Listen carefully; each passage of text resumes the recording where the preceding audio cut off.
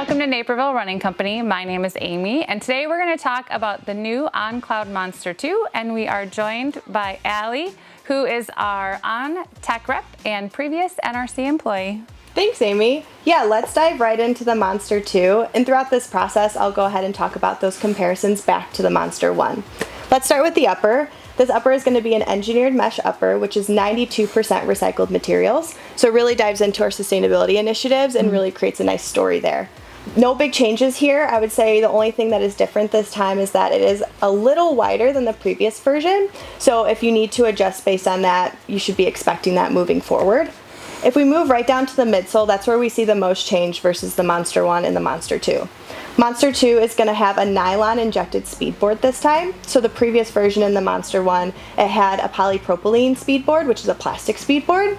The nylon in this is going to be a little bit poppier, a little bit more energy return as you roll through. It's also more durable to kind of really take the load of those long miles.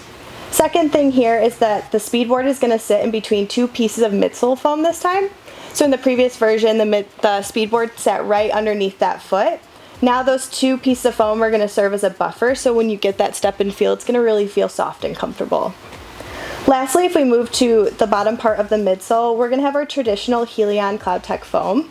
And this time in the Monster 2, we actually split it up and did a dual density foam. So in the previous version, it was one piece of foam, all the same density. In the Monster 2, it's going to be dual. So that foam in the heel is going to feel a little bit softer, and then that foam in the toe is going to fit a little bit firmer. Again, just to give you that nice, durable toe off as you roll through with that energy return. If we move on to the outsole, no huge changes here. What we see here is our typical grip rubber outsole made for durability. The only thing you'll notice different here versus the Monster 1 and the Monster 2 is that that channel is closed up in the middle.